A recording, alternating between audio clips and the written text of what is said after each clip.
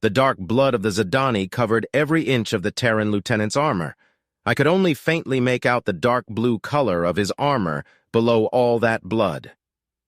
"I'm guessing you liked our little fireworks show, Saunal," Lieutenant Harry of the Terran Army remarked from beside me. His voice crackled in my ear as my translator came back to life. My blood boiled upon hearing him. I didn't understand how these apes could joke about what just happened. Thousands of my people died, and yet they called it a little show. But before I could say anything, Lieutenant Harry ushered me into one of the giant human warships that had landed onto my planet. The interior of the Terran ship was just like its exterior, just a crude and dark piece of metal. I followed him through a dark, narrow walkway that was lined with countless latches, pipes, doors, and all sorts of gauges. After what felt like an eternity of walking, we entered the command center of the ship.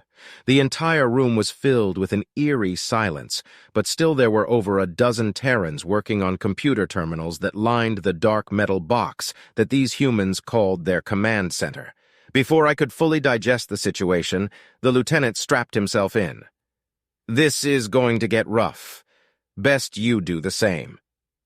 "Did we just leave the planet?" I asked as the Terran ship surged into space. I could notice that my voice was trembling. "Your men are being treated below," the lieutenant replied. "We avoid risking them further."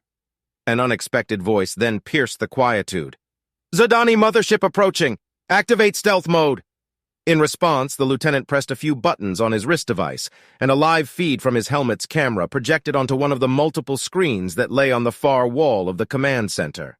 "I'll spearhead the boarding. Remain here, Colonel," ordered Harry, and with that he was gone, dashing towards the launching bay.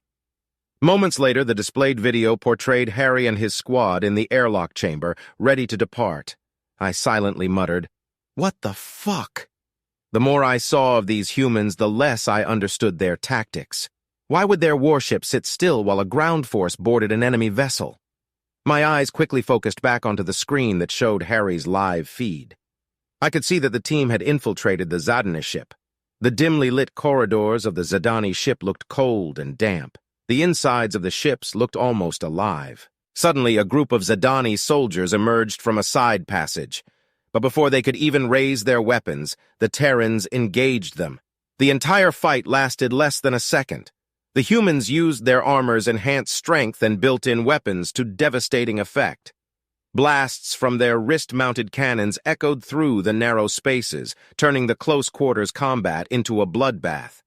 The dark orange blood of the Zadani painted the walls and floors of their ship.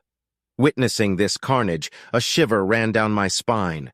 Even the mightiest of the Federation fell before the Zadani, yet somehow these simple apes were decimating them with ease. As the Terrans advanced deeper into the ship, they encountered prisoners. They were creatures of a race I had never seen before.